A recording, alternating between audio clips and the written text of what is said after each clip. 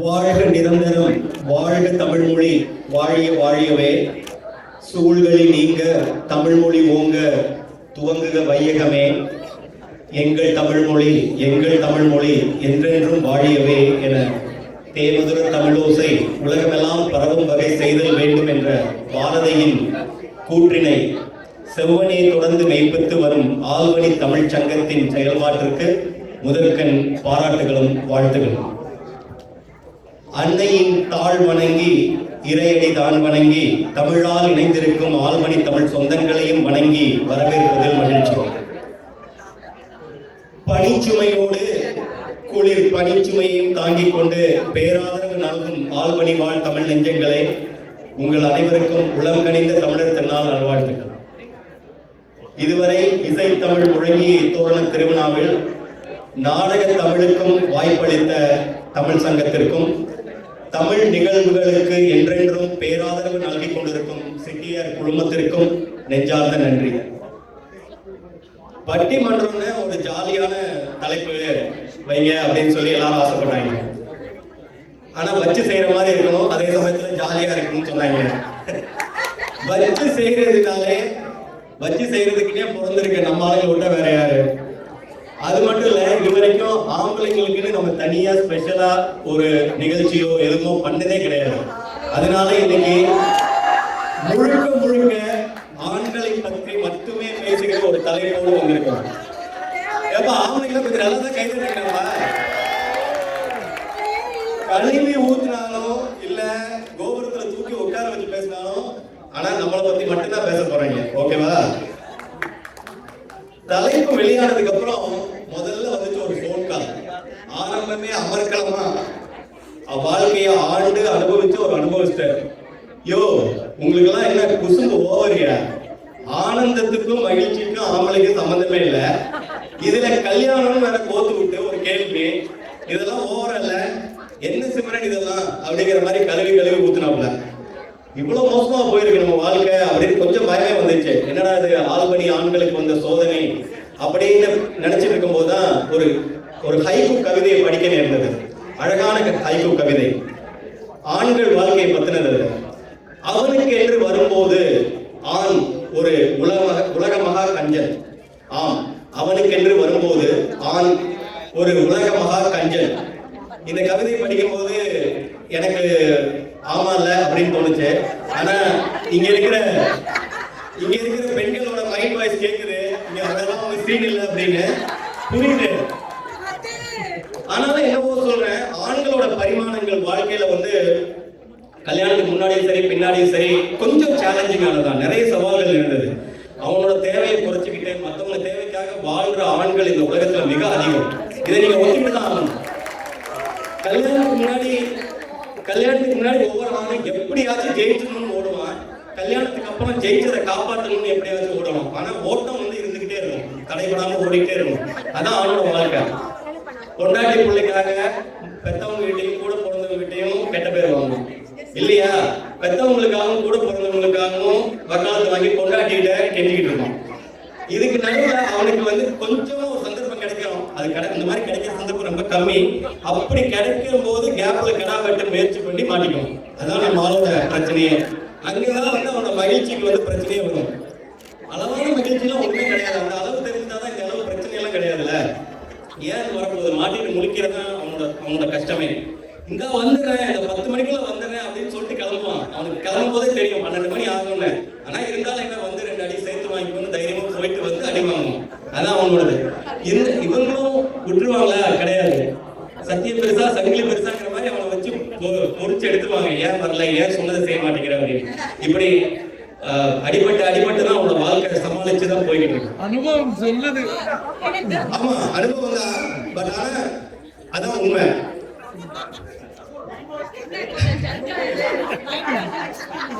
இப்படி ஒரு நாள் போய் என்ஜாய் பண்றதுக்கு கஷ்டப்பட்டு போய் வந்து திட்டு வாங்கிட்டு கடைசியில அவன் 9 மாசம் கஷ்டப்பட்டு இருப்பான். அவன்கிட்ட போய் மகிழ்ச்சியை பத்தி என்னன்னு கேட்டா என்னன்னு சொல்லுவான். வாங்க இன்னைக்கு பஞ்சாயத்துல என்ன சொல்றாங்கன்னு பார்ப்போம். வழக்கம் போல புது பேச்சாளர்கள் பலருடன் உங்களை நம்பி இறங்கியிருக்கிறோம். உங்கள் வாழ்த்துக்களும் கரகோஷங்களும் அவர்களை உற்சாகப்படுத்தும் என்ற நம்பிக்கையோடு 2 அணியினர் இந்த பக்கம் கல்யாணத்துக்கு அப்புறம் தான் நிறைவான மகிழ்ச்சின்னு வீட்டில் அடிக்கிறது பத்தாதுன்னு மேடை ஏறி ஊருக்கே அடிச்சு சொல்றதுக்கு 3 சிங்க பெண்கள். இந்த பக்கம் எவ்வளவு அடி வாங்கினாலும் பரவாயில்ல, நியாயத்துக்கு தான் குரல் கொடுப்போம். எங்க மகிழ்ச்சி கல்யாணத்துக்கு முன்னாடி தானே வலிக்காத மாதிரி நடிச்சுக்கிட்டு பேச காத்திருக்கும் பலியாளிகள் ஜல்லிக்கட்டு காளைகள் 3 பேர். என்ன பேச போறாங்க, யார் வீட்டுல என்ன வெடிக்க போகுதுன்னு தெரியல, பார்ப்போம். இன்னைக்கு சாப்பாடு இங்க இருக்கு. நாம எப்பவுமே பெண்களுக்கு தான் முன்னுரிமை கொடுப்போம். அந்த மரபை காப்பாற்றும் நோக்குடன் முதலில் சிங்க பெண்கள் அணி பேச்சாளர் உங்கள் முன் இதோ. உலக பொதுமறை தந்த வள்ளுவனுக்கு 133 அடி சிலை வைத்து அழகு பார்க்கும் குமரிக்கரையில் உதித்தவர், தமிழில் தனக்கென தனிமுத்திரை பதித்தவர், தமிழ் செங்க மேடை இவருக்கு மிகவும் பரிச்சயம், தமிழ் வழி கல்வியில் உச்சம் தொட்டது இவருக்கு தனித்துவம். வாங்க கின்சி, இன்னைக்கு பேச்சு தமிழோட பறையும் இசை தமிழும் இணைந்தவர், அதுக்காக ஒரு பெரிய வாழ்த்துக்கள்.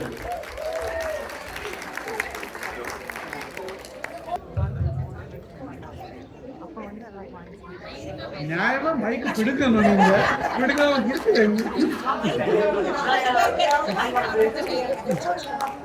இன்று என்னுடைய பிறந்த நாள். நன்றி. என்னுடைய பிறந்த நாளுக்காக ஆடம்பரமாக நிகழ்ச்சிகளை ஏற்பாடு செய்திருக்கின்ற ஆல்பனி தமிழ் சங்கத்தினருக்கு நன்றி. கொஞ்சம் டொனேஷன் கூட்டி கொடுத்துடுங்க போகும்போது. கண்டிப்பா. எங்கள் பேச்சை கேட்டு தட்டுவதற்காகவே கைகளை கொண்டு வந்துள்ள ஆல்பனி வாழ் தமிழ் மக்களே, நல்ல தீர்ப்பை வழங்குவதற்காக இந்த இடத்தில் அமர்ந்திருக்கும் நடுவர் அவர்களே, உண்மை என்னவென்று அறிந்து அதை உலகிற்கு உறக்க சொல்ல வந்திருக்கும் என்னை சிங்க பெண்களே, உண்மை என்னவென்று அறிந்தும் கூட நாங்கள் பொய்யைத்தான் சொல்லுவோம் என்று பல பொய்களை பதிவு செய்ய காத்திருக்கும் எதிரணி பேச்சாளர்களே, உங்கள் அனைவருக்கும் தைத்திருநாள் நல்வாழ்த்துக்கள். திருமணத்துக்கு முன்னாடிதான் அதிக முயற்சினா ஊர்ல உள்ள எல்லா ஆம்பளைங்களையும் நான் தனி கட்டியாலே பார்க்கணும். நான் பார்க்கிற ஆட்கள் எல்லாம் குடும்பமா மனைவி குழந்தைகளோடு சந்தோஷமா இருக்காங்க. ஏன் இங்க கூட பாருங்க, அப்படின்னா ஆண்களுக்கு குடும்பத்தோட இருப்பதுதானே பெருமகிழ்ச்சி. நீங்க எல்லாரும் பார்த்துட்டீங்க, இந்த நிகழ்ச்சி ஆரம்பிக்கிறதுக்கு முன்னாடி அருண் ஃப்ரெண்ட் டெஸ்க்ல உட்கார்ந்துருந்து வார போறவங்களெல்லாம் சேஞ்சு கேட்டு வாங்கிட்டு இருந்தாரு. எல்லாரும் உங்களை இங்க உட்கார வச்சுட்டாங்களான்னு கேட்டேன். அவர் சொன்னாரு, வாழ்க்கையில ஒரு சேஞ்ச் வேணுங்க, அதுதான் எல்லாருக்கிட்டையும் சில்லறை வாங்கிட்டு இருக்கேன்னு சொன்னாரு. காசு பணத்தோடைய சேஞ்சுக்கும் வாழ்க்கையோடைய சேஞ்சுக்கும் வித்தியாசம் தெரியாதவருக்கு எப்படிங்க கல்யாணத்துக்கு அப்புறம் உள்ள சேஞ்ச் தெரியும்? அடுத்து இருக்கிறது திவாகர். அவருக்கு பேரே திவாகர். இவரும் பிக் பாஸ்ல வர அடுத்த வாட்டர்மெலன் ஸ்டாரா இருக்க. அடுத்து நம்ம சுந்தர் வந்துட்டாரு. இளவட்டு தேங்காவை நீங்க அம்மியில வச்சு அரைச்சிங்கன்னு வச்சுக்கோங்க, அது அரையும் ஆனா அரையாது. அப்படித்தாங்க அவரு சொல்லணும், புரியும் ஆனா புரியாது. கரெக்டா சொன்னீங்க நடுவர் அவர்களே. குடும்பத்தோட மனைவி குழந்தைங்களோட சிரிச்சா மகிழ்ச்சி இல்லைன்னா வடிவேலு மாதிரி மல்லாந்து படுத்து வீட்டுக்கு விட்டு பார்த்து சிரிக்கிறாங்க மகிழ்ச்சி. அப்படி சிரிக்கிறவங்க என்ன சொல்லுவாங்கன்னு உங்களுக்கே தெரியும். நீங்க உண்மையாதான் சொல்லுவீங்க நடுவர்களே. பேச்சுலரா இருக்கும்போது உள்ள சுதந்திரத்துக்கும் மகிழ்ச்சிக்கும் வித்தியாசம் தெரியாம குழப்ப கூடாது. நடுவர்களே, பேச்சுலர் லைஃப்ங்கிறது மின்சார வேலி. அதை தாண்டினா ஜாலி, ஆனா மாட்டுனா மாவரின் காலி.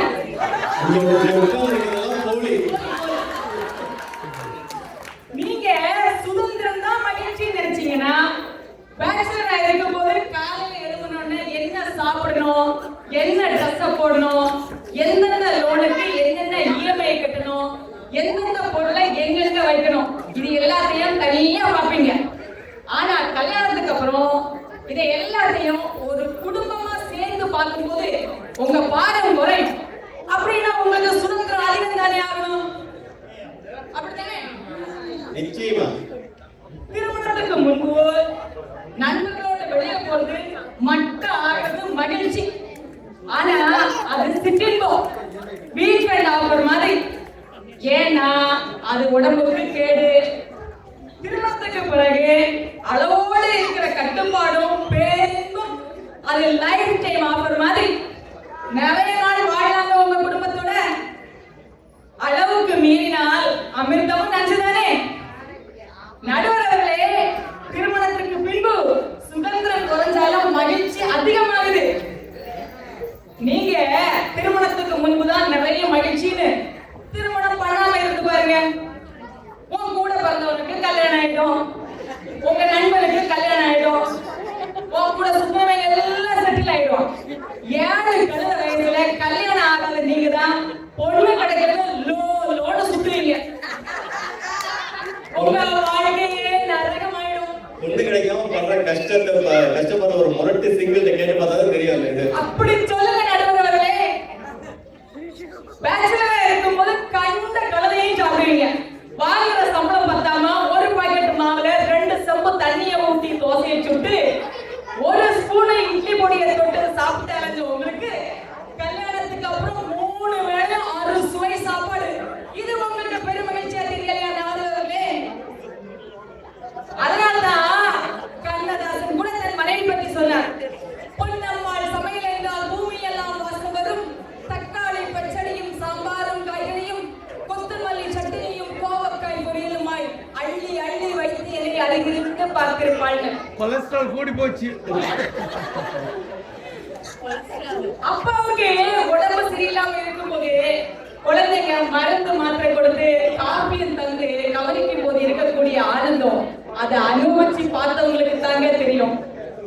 குழல் இனிது யாழினிது என்பர் தம் மக்கள் மழலை சொல் கேளாதவர் என்று வள்ளுவர் சொன்ன மக்கள் பேரு திருமணத்துக்கு பிறகுதானே கிடைக்கிறது ஆண்களுக்கு. குழந்தை முதல்ல அப்பான்னு கூப்பிடும் போது அந்த ஆணுக்கு ஏற்படக்கூடிய பூரிப்பு மகிழ்ச்சி வேற எதுலங்க இருக்கு? அசந்து தூங்குற கணவனுக்கு போர்வைய போர்த்தி விடுதலை இருக்கக்கூடிய அக்கறை, கை அழுக்கா இருந்தா மனைவி ஊட்டி விடுதலை இருக்கக்கூடிய அன்பு, அவசரமா வெளியில போகும்போது எதையாவது மறந்து வச்சுட்டு போயிட்டா அதை ஞாபகப்படுத்தக்கூடிய குழந்தைகளுடைய கனிவு. இந்த வீடு எங்க இருக்கு? அத்தனையும் அனுபவிச்சு போய் சொல்ல உதவுல இருக்காங்க. என்ன இதுக்கு கேளுங்க. இருமும் போது எங்க இருந்தாலும் ஓடி வந்து தலையில தட்டக்கூடிய பாசம், ஆபீஸ் கிளம்பும் போது மடிப்பு கலையாம அயன் பண்ணி கொடுத்த துணியோட காதல், இப்படி வீட்டுல ஒவ்வொரு மூலையிலும் கொட்டி கிடக்குது. திருமணத்துக்கு பிறகு ஒரு ஆணுக்கு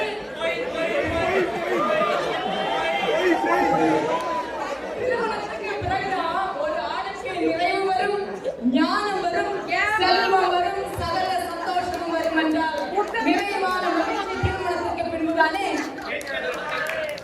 அவளை போல ஒரு பெண் இல்லையெனில் நான் சாமானியனாகவே இருந்திருப்பேன். அவள் எனக்கு கிடைத்த வரம். இது கார்ல் மார்க்ஸ் தன் மனைவி ஜென்னை பற்றி சொன்ன வார்த்தைகள். ஒவ்வொரு ஆணின் வெற்றிக்கு பின்னும் ஒரு பெண் இருக்கிறாள். வீட்டையும் குழந்தைகளையும் மனைவி கவனித்துக் கொள்வதால் தான் ஆண்கள் உயர் பதவிகளில் பதற்றம் இல்லாமல் வெற்றி பெற முடிகிறது. எல்லா ஆண்களும் பட்டிமன்றத்தை முடிச்சுட்டு வீட்டுக்கு தான் போகணும். நடுவர் நீங்களே சேர்ந்து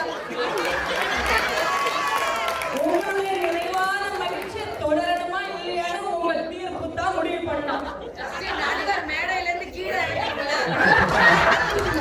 என்னத்தான் ஆண்கள் திருமணத்துக்கு சுதந்திரமாக இருந்தாலும் மனைவி குழந்தைகள் என்று குடும்பமாக சேர்ந்து வாழும்போதுதான் அது நிறைவான மகிழ்ச்சியாக மாறுகிறது. ஏன் குடும்பமே சொர்க்கமாக மாறுகிறது. வேற என்னங்க வேணும் ஆண்களுக்கு? எனவே எங்கள் அணிக்கு தீர்ப்பை வழங்குமாறு கேட்டு விடைபெறுகிறேன். நன்றி, வணக்கம். நன்றி.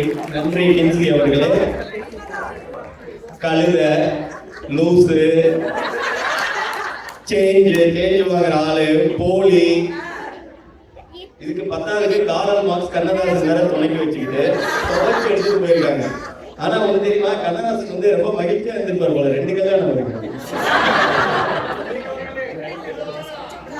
அடி கொஞ்சம் பலமா தான் விழுந்திருக்கு. ஆனாலும் சமாளிச்சே பழக்கப்பட்டவங்க ஆண்கள் அப்படிங்கிற நிரூபிக்க வர போறாரு நம்ம அருண்குமார் மகாலிங்கம். வட சென்னைக்காரர், தமிழார்வம் மிக்க பொறியாளர், மென்பொறியாளர், தமிழ் சங்கத்தின் நிர்வாகி, சித்தம் போற்றி சிவன் போற்றி என தினம் தினம் சிவனடி சேவிக்கும் தம்பி அருண். வாங்க, இன்னைக்கு அவரும் பல இசையில கலந்துக்கிட்டது மிகப்பெரிய மகிழ்ச்சி. அதுக்கு ஒரு பாராட்டு கொடுக்கலாம். ஆண்கள் அணியை தூக்கி நிறுத்துங்க. ரொம்ப அடிச்சுட்டு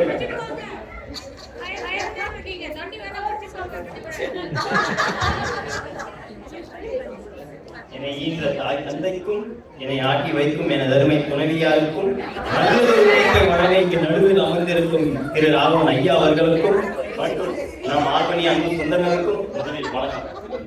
இந்தியக்கா தம்பின்னு சொல்லிட்டு சில்லற பையன்றீங்க.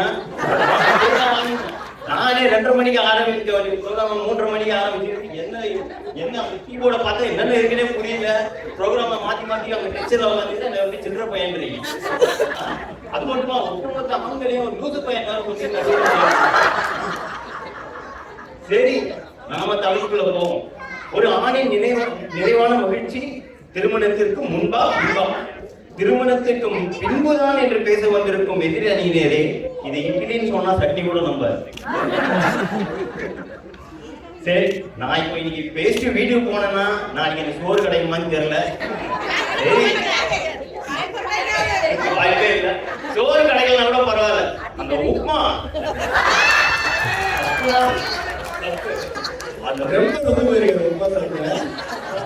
ஐயா, நான் ஆந்திரா மிஷுக்கு போனா 2 அன்லிமிட்டட் மீல்ஸ் அடிக்கிறாரு. நமக்கு உப்புமா எங்க காணும்? என்ன சொல்றது? இவங்களே இந்த கிச்சியக்காவை பேசிட்டு போயிட்டாங்கன்னா அடுத்து வர போற இந்த விஜயக்காவும் அனுஷாக்காவும் என்ன பேச போறாங்கன்னு தெரியல. பொய்யா பேச போறாங்க, பாத்துக்கலாம். சரி, நானே உள்ள வரும்போது வெளியில பின்னெடுத்த மகேஷ் அண்ணா இருந்தாங்க. அவர்கிட்ட நான் பேசுறது இன்சூரன்ஸ் ஏதாவது கிடைக்குமான்னு கேட்டது. இதுக்கெல்லாம் இன்சூரன்ஸ் கிடையாது ஐயா, நான் இங்க திருமணமே வேண்டாம்னு சொல்லி பேசுவேன். சரி, ஆனா ஒண்ணு சொல்லாம பாருங்க, மாட்டினா அவன் காலி. ஓகே, மாட்டினா அவனை காலி. அதை பத்தி தானே பேச வந்திருக்கேன். ஒவ்வொரு ஆணின் நிலைமையும் இந்த ரெட்டை டயர் அதுல மாட்டின எலி கணக்காக தான் வாழ்க்கை இருக்கு. இந்த ஆண்கள் இருக்காங்க பாருங்க, கல்யாணத்துக்கு முன்னாடி நல்லா ஜம்மனு சூப்பர்மேன் மாதிரி சூப்பர் ஹீரோ கணக்கா இருப்பான். கல்யாணத்தை அணி நல்லா கோட் சூட் போட்டுக்கிட்டு ஜென்டில்மேன் மாதிரி இருப்பான். முடிஞ்சது அவ்வளவுதான். முடிஞ்சது. அதுவும் கொஞ்ச நேரத்துக்கு அப்புறம் பசங்க எல்லாம் வளர்ந்ததுக்கு அப்புறம் டாபர்மேன் மாதிரி ஓரமா உட்கார்ந்துட்டு இருக்க வேண்டியதுதான். ஏப்பா, அவங்க நான் இவங்கதான் சொல்ல, அதை வேற நீங்க வேற மைண்ட் வயசு சொல்லிட்டு வெளியே பேசிட்டு இருக்கீங்க. ஐயா, அவங்க ஒரு கேள்வி கேட்கிறேன். ஐ டோன்ட் நோ அப்படின்னா தமிழ்ல என்ன? எனக்கு தெரியாது. நான் ஏன் நடுவுல தெரியலன்றீங்க? ஐ டோன்ட் நோயா? ஐ டோன்ட் நோனா எனக்கு தெரியாதுப்பா. சரி, ஐ நோனா என்ன? எனக்கு தெரியும். சரி, தெரியுமா ஏதாவது சொல்லுங்க. என்னையா சொல்ல வர? மா சிரிக்காதீங்க. இப்படிதான் ஒவ்வொரு ஆண்களோட நிலைமையும் வீட்டுல இருக்குது. ஆமா ஐயா, நீங்க அப்படிதான் என் ஆபீஸ்ல ஒரு பெரிய ப்ரொடக்ஷன் உண்டு. 30-40 பேர் சேர்ந்து இஷ்யூ வந்து ரிசால்வ் பண்ண பாக்குறாங்க, முடியல. நான் ஆரம்பத்துல அந்த பக்கம் போக முடியல, ஒரு வேலையா மாட்டிட்டு இருந்ததுனால அவங்க மீட்டிங் வந்து ஒரு 2 மணி நேரம் போச்சு. திடீர்னு எனக்கு வாய்ப்பு கிடைச்சது. ஒரு 5 நிமிஷம் அந்த மீட்டிங்ல ஜாயின் பண்ணப்போ அவங்க பேசுறதெல்லாம் கேட்டுட்டு எனக்கு என்ன ப்ராப்ளம் புரிஞ்சிருச்சு. அதுக்கப்புறம் ஒருத்தருக்கே சொல்லி இதெல்லாம் ட்ரை பண்ணுங்க அப்படின்னு சொல்லி ஒரு 5 நிமிஷத்துக்கு இஷ்யூ ரிசால்வ் ஆச்சு. எங்க மேனேஜருக்கு ரொம்ப சந்தோஷம். அவர் வந்து மேலிடம்லாம் சொல்லி எனக்கு சிஇஓ கிட்ட எல்லாம் அப்ரிசியேஷன் வாங்கி கொடுத்தாரு. ஐயா, அந்த மாதிரி ஒரு சந்தோஷமான நிலைமையில ஒருத்தன் என்ன பண்ணுவான்? முதல்ல யார் சொல்லுவான்? மனைவி தானே. நிச்சயமா நான் அப்படியே மனைவிக்கு போன் பண்ணலான்னு எடுக்கிறேன். ஏதோ டெலிபதியும் என்னமோ தெரியல, அவங்களும் அதே டைம்ல கால் பண்றாங்க. சரி, ஒரு சந்தோஷத்துல ஹலோ அப்படின்னு சொல்லலான்னு போனாதான் அங்க இருந்து ஒரு குரல் கேக்குது, வீட்டுக்கு எப்போ வருவ? ஐயா அடுத்த நொடி எனக்கு அந்த படப்படம் இருக்குது. ஐயோ அதை பார்த்துருப்பாங்களா, இதை பார்த்துருப்பாங்களா, அந்த இன்ஸ்டாகிராம் சேவ் பண்ணி வச்சிருந்தேன் அதை பார்த்துருப்பாங்களா, ஐயோ எனக்கு என்ன பண்றதுன்னே புரியல. அப்படியே நான் அந்த டென்ஷன்லேயே வீட்டுக்கு போனேன். வீட்டுக்கு போயிட்டு டோரை ஓப்பன் பண்றேன், சந்திரமுகி மாதிரி அப்படின்ற மாதிரி பார்த்து முறைச்சிட்டு இருந்தாங்க. என்ன சொன்னாலும் வந்து பதிலே இல்லை. ஒரு 2 மணி நேரத்துக்கு அப்புறம் தான் தெரிஞ்சது. காலைல காஃபி குடிச்சிட்டு சிங்க்ல போடாம சிங்க் பக்கத்துல வச்சுட்டு போயிட்டேன். இது பேர் தான் போயிட்டு வாங்குற ஸ்ட்ராட்டஜி. நீங்களே உலகி கொண்டிருக்கீங்க. சொல்ற ஒரே படபடப்பா ஆயிடுச்சு. அதுக்கு ஒரு மன உளைச்சல நீங்க போற நம்ம அள்ளுவிட வைக்கிறதா உங்களுக்கு அல்வா சாப்பிட்ற மாதிரி. ஐயா கல்யாணத்துக்கு முன்னாடிலாம் ஃப்ரெண்ட்ஸுங்களோட படத்துக்கு போகணும்னு முடிவு பண்ணா போதும். ஒரு மாதத்துக்கு கலக்கணும், டே நான் படத்துக்கு புக் பண்ணிட்டா சந்தோஷம் கூட்டிட்டு படத்துக்கு நீ வாடா அப்படின்னு சொல்லுவோம். அப்படியே அழகா படம் பார்த்துட்டு முடிச்சுட்டு அருந்தி விருந்து சாப்பிட்டு வீட்டுக்கு வருமையா. இதுவே 2 வருஷத்துக்கு முன்னாடி கொரோனாக்கு அப்புறம் வெக்கேஷன் இருக்குங்கய்யா. எனக்கு இதே மாதிரி பசங்களோட நம்ம ஃப்ரெண்ட்ஸுகளோட படத்துக்கு போகலான்னு ஒரு ஆசை வந்து அதே மாதிரி ஒரு வாட்ஸ்அப் குரூப் கிரியேட் பண்ணி ஒரு 5-6 பேர் ஆட் பண்ணான்.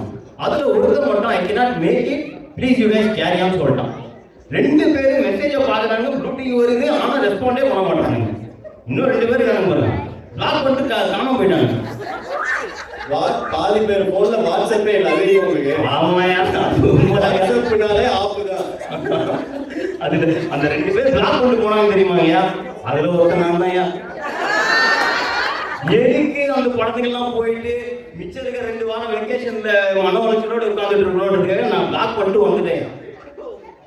இப்படிதான் போன ஒரு மாசம் என்னோட பாதி நண்பன் வந்து டாலஸ்ல இருந்தார். நான் ஒரு ஆஃபீஷியல் ட்ரிப் அங்கே போயிருக்கும் போது அவரை மீட் பண்ண போயிருந்தேன்.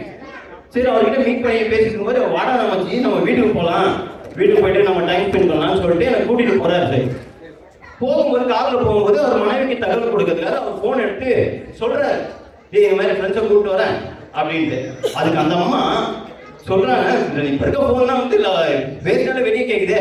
அதுக்கு அந்த அம்மா சொல்லுது, ஃப்ரெண்ட்ஸை வீட்டுக்கு கூப்பிட்டு வர்றது இருக்கட்டும், வீட்டுக்கு வந்துட்டு காஃபி போட்டு விடு, சாப்பாடு செஞ்சு கொடு அப்படின்லாம் எதுவும் சொல்லாத. வேணும்னா வெளியில இருந்து வாங்கிட்டு வாங்கிட்டு இங்க இப்படி சாப்பிட்டுப்போம். கட் பண்ணா அதே ஃப்ரெண்டு வீட்டுல சின்ன வயசுல விக்ரமன் படம் ரைட்டா தானே இருக்கும். அவங்க அம்மா அப்பா அப்படி என்ன பார்த்துக்குவாங்க. கறி சாப்பாடு அவனுக்கும் போடுறாங்களோ இல்லையே, எனக்கு தான் போடுவாங்க. ஆக இந்த மாதிரி தான் என்னோட நிலைமை இருக்கு. அன்னைக்கு அப்படிதாங்க. இது மட்டும் நான் இந்த மேடைக்கு வர்றதுக்கு முன்னாடி என் மனைவி கேட்கிறாங்க, நீ என்னென்ன பேச போறியோ எனக்கு ரெக்கார்ட் பண்ணி கொடு. நான் இதை வந்து ஊருக்கு அனுப்பி ஒரு 4 பேர்கிட்ட சென்சார் பண்ணி, இங்க ஒரு 4 பேர் இருக்காங்க, அவங்க கிட்ட சென்சார் பண்ணி கட் பண்ணி அதுக்கப்புறம் பேசுற பேச்சு தான் இது. ஆமா இருந்தாலும் பரவாயில்லையா, ஏதோ பராசக்தி படம் போல பேசிக்கிட்டு இருக்கேன். இன்னொரு நண்பர் ஒருத்தர் இருந்தார், அவர் இங்க பேசுறதுக்கு இருந்தார். அவரு வந்து கண்டிஷன்ஸை ஃபாலோ பண்ணல, நாடு கடத்தினாங்க. ஐயா ஆண்களோட வாழ்க்கை கல்யாணத்துக்கு முன்னாடி ரோலர் கோஸ்டர் மாதிரி, அதுவே கல்யாணத்துக்கு அப்புறம் life insurance and mutual funds மாதிரி டேர்ம்ஸ் அண்ட் கண்டிஷன் மட்டும் தான் புரியும். அதுக்கப்புறம் ஏதோ சொல்லுவாங்க. அந்த மாதிரி தான் வாழ்க்கை. ஆக ஒரு ஆணின் நிறைந்த மகிழ்ச்சி என்பது திருமணத்துக்கு முன்புதான் என்பதை ஆழமாக இந்த மேடையில் நான் பதிவு செய்து கொள்கிறேன். கடைசியா ஒண்ணே சொல்லிக்கிறேன், தலைவரே பிரகாஷையா, நாளைக்கு ஏதாவது பிரச்சனைனா டிஸ்னி க்ரூஸோ ஏதோ கரீபியன் க்ரூஸோ அரேஞ்ச் பண்ணி கொடுங்க. அதை ஸ்பான்சர் பண்ணதுக்கு உங்களுக்கும் பிரச்சனை ஆச்சுன்னா நீங்களும் வாங்க கூட.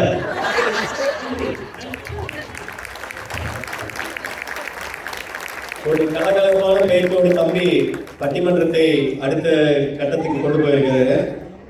இனி உப்மா கூட கிடைக்காதவர் வழி பண்ணிக்கிறாரு. மனுஷன் கஷ்டத்தை எல்லாம் கொட்டி தீர்த்துட்டு போயிருக்காரு, பாவம். அடுத்து வரப்போறவங்க என்ன சொல்றாங்கன்னு பார்ப்போம். அடுத்து வரப்போகிறவர்கள் தேனி வட்டார பெண்மணி, கண்டமனூர் கண்மணி, வரித்துறை ஆய்வாளர், தமிழார்வம் கொண்டவர், ஜோதியின் மகிழ்விற்கு முழு முதற் சொந்தக்காரர் விஜய் ஜோதி. இந்த மேடை இவர்களுக்கு புதினாலும் தமிழ் பேச்சு இவர்களுக்கு புதிதல்ல. வாங்கம்மா.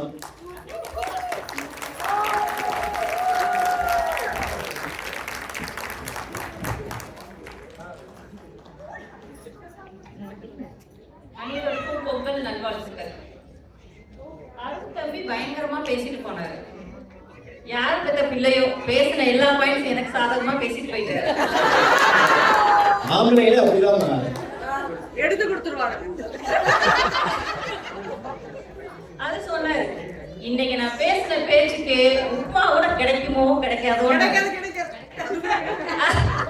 அதெல்லாம் உப்மா கூட. உப்மா பண்றது எவ்வளவு பெரிய விஷயம் தெரியுமா? அதுக்கு எவ்வளவு பெரிய ப்ரொசீஜர் இருக்கு தெரியுமா? கடையில வாங்கினது 20 நாள் போடுறாங்க உப்மா. ஆனா ஒண்ணு, இன்னைக்கு நீங்க பேசின பேச்சுக்கு உப்மால ஊறுகாய் கூட கிடைக்காது. தமிழ் செல்வத்துக்கு ஒரு வேண்டுகோள், போறப்ப இந்த 3 பேருக்கும் 3 பார்சல் கொடுத்து அனுப்பிச்சிருங்க.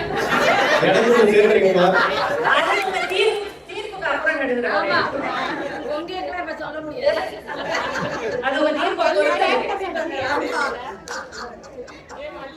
அப்புறம் தம்பிய ஆபீஸ்ல அப்ரிஷியேட் பண்ணாங்களாம், மெடல் கொடுத்தாங்களாம், டிராஃபி கொடுத்தாங்களாம்.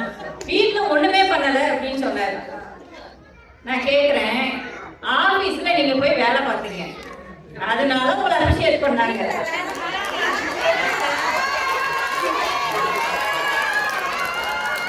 நீங்க வீட்டுக்கு வந்து என்ன பண்றீங்க? நல்ல கால் மேல கால் போட்டுட்டு பார்த்த காமெடியிலே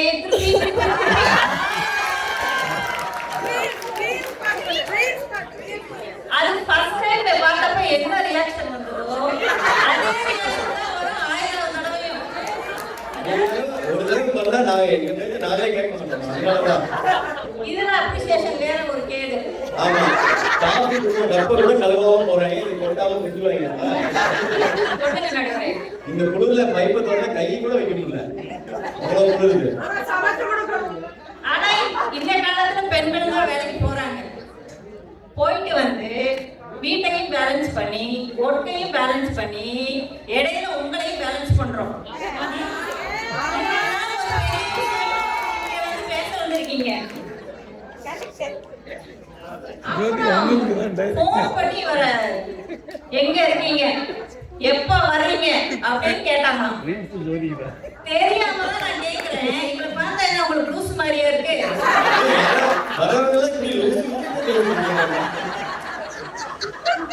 அவங்க கணவருக்கு சொல்றாங்க. நீங்க எப்ப வர்றீங்க, எத்தனை மணிக்கு வர்றீங்க கரெக்டா போன் பண்ணி சொன்னீங்கன்னா நானே உங்களுக்கு போன் பண்ணி எப்ப வர்றீங்க, எத்தனை மணிக்கு வர்றீங்கன்னு கேட்க போறோம். கரெக்ட் தானே? அப்பதான் சொல்லிருப்பீங்க, 5 நிமிஷத்துல வந்துருவேமா அப்படின்பீங்க. அது சொல்லி 1/2 மணி நேரம் இருக்கும். இதுதான் உங்க டைம், இந்தியன் ஸ்டாண்டர்ட் டைம். அப்புறம் தம்பி ஆந்திரா மெஸ்ல போய் அன்லிமிட்டட் மீல அசால்ட்டா சாப்பிட்டு வரோம். எங்க இப்ப சாப்பிட சொல்லுங்க, என்ன வரும்? வயிறு வலிக்கும், நெஞ்சு எரியும். அப்புறம் உங்களை யாரு இந்த குழுல எமர்ஜென்சி தூக்கிட்டு போறது? அதுக்கு இந்த -டிகிரி வெதர்ல இதெல்லாம் யோசிக்க வேண்டாமா? இனிமேல் உண்மைதான் உங்களுக்கு. அப்புறம் சொன்னாரு, கல்யாணத்துக்கு அப்புறம் லைஃப் வந்து டேர்ம்ஸ் அண்ட் கண்டிஷன்ஸ் இருக்கிற லைஃப் இன்சூரன்ஸ் மாதிரி போயிட்டு இருக்கு அப்படின்னாரு. ஐயா, லைஃப் இன்சூரன்ஸ் நல்லது, எல்லாரும் கூவி கூப்பிடுறாங்க, லைஃப் இன்சூரன்ஸ் எடுங்க, அது ஒரு குடும்பத்தை பாதுகாக்கும், உங்களை பாதுகாக்கும் சொல்றாங்க. இப்படி எல்லா நல்ல விஷயத்தையும் கெட்டதாவே பாக்குறதாங்க நீங்க. அப்புறம் இந்த 1000 பொய் சொல்லியா கல்யாணம் பண்ணணும்னு சொல்லுவாங்க. ஏன் சொல்றாங்க? கல்யாணத்துக்கு பின்னாடி தான் நிறைவான மகிழ்ச்சி கிடைக்கும்னு சொல்றாங்க. இப்போ கல்யாண மாலை ப்ரோக்ராம்ல போய் உட்காந்துக்கிட்டு எனக்கு நல்ல படித்த அன்பான அறிவான ஒரு கேள்வி கேட்குறீங்க. அப்புறம் ஒன்று சொல்லுவீங்க, எல்லைனா என்னையா நிற்கிற மாதிரி ஒரு பெண் வேணும்னு கேட்பீங்க. அதுக்கு மோகன் சார் சொல்லுவார், நீங்க நினைச்ச மாதிரி நல்ல படித்த நல்ல குணமுள்ள நீங்க நினைக்கிற மாதிரி எல்லுனா என்னையா நிக்கிற ஒரு எள்ளு கிடைப்பாங்கன்னு சொல்லுவார். சாரி, ஒரு பேர் கிடைப்பாங்கன்னு சொல்லுவார். அது அன்பா செஞ்சுக்கிட்டே வர சொல்லுவாரு. இடிக்கன் வரப்பால் நடிகா. அப்புறம் இந்த கல்யாணம் எல்லாம் கொஞ்சம் ஃபிக்ஸ் ஆகி பொண்ணெல்லாம் பார்த்து முடிவான பின்னாடி இந்த கல்யாணத்துல பண்ற அலப்புறம் இருக்க பாருங்க, எப்பா பாப்பா. நாங்க மேட்சிங்காக தான் ட்ரெஸ் போடுவோம். பொண்ணு என்ன கலர் சேலையும் அதே கலர்ல தான் நாங்கள் வேஷ்டி கட்டுவோம், சட்டை போடுவோம் பாங்க. அப்புறம் ஆட்டம் பாட்டம் கொண்டாட்டம் விருந்து அதெல்லாம் முடிஞ்ச பின்னாடி தலை தீபாவளி என்ன, தலை பொங்கல் என்ன, மாப்பிள்ளை விருந்து என்ன, இத்தனையும் அனுபவிச்சுட்டு இங்க வந்து சந்தோஷங்களே பேச வந்திருக்கீங்க.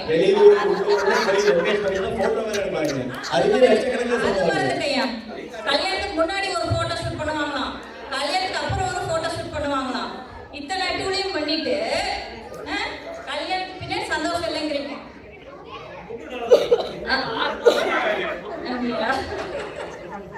பாவம் வடிவை இருக்கிறது.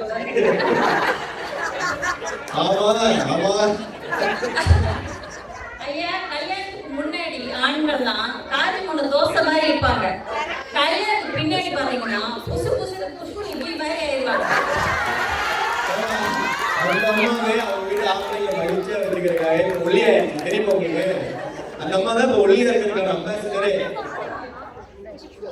அடுத்து ஒரு மனிதனுக்கு என்ன அத்தியாவசியமான தேவை? உணவு. அந்த உணவு எப்ப கிடைக்குது? கல்யாணத்துக்கு அப்புறம் தானே. இந்த பிக் பாஸ் வீடு மாதிரி. யார் பிக் பாஸ் ஃபேன்? இல்லையா? யாருமே இல்லையா? சரி விடுங்க, அதுக்கு நமக்கு நம்ம சாப்பாடு விஷயத்துக்கு வருவோம். ஸோ காலையில 7 மணி ஆனா சுட சுட காஃபி, 8 மணி ஆனா சுட சுட இட்லி, 1 மணிக்கு சாப்பாடு, 5 மணிக்கு சிற்றுண்டி வேற. அடுத்து சொல்லுவாங்க, எனக்கு ரொம்ப பசிக்கலமா, சும்மா 2 தோசை போட்டா போதும்பாங்க. தோசை சுட ஆரம்பிச்சா தோசை சைக்கிள் மாதிரி சாப்பாடு.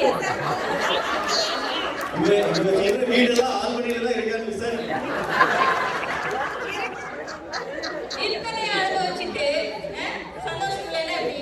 சந்தோஷமா தானே இருந்திருக்கீங்க. அப்புறம் இந்த கொரோனா காலம் எல்லாரும் ஞாபகம் இருக்கும். அப்போ வெளியில எவ்வளவு நெகட்டிவிட்டி இருந்துச்சு, அதை எல்லாத்தையும் பாசிட்டிவா மாத்தினது உங்க குடும்பம் தானே. ஆமா, 2 வீட்ல கூட விட மாட்டாங்க. ஆமா தலைவர், யார் வீட்டுக்காவது போக முடிஞ்சதா? அப்புறம் அந்த சமையல் தெரியாத மனைவிகள் கூட விதவிதமா சமைச்சு கொடுத்தாங்க. உதாரணம், டல்கோனா காஃபி, ஐஸ்கிரீம், ரசம், இப்படி விதவிதமா செஞ்சு கொடுத்தோம்ல.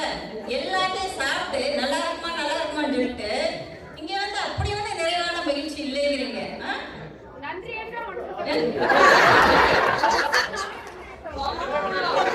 பாதரோட மைண்ட் வாய்ஸ் வருது.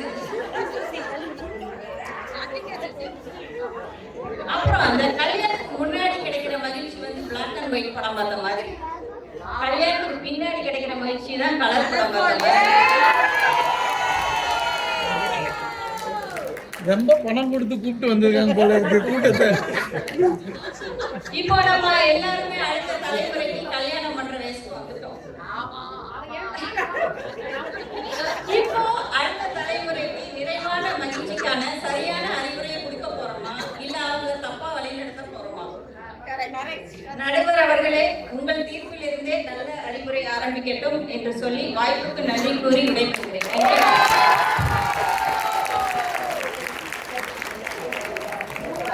அருமை.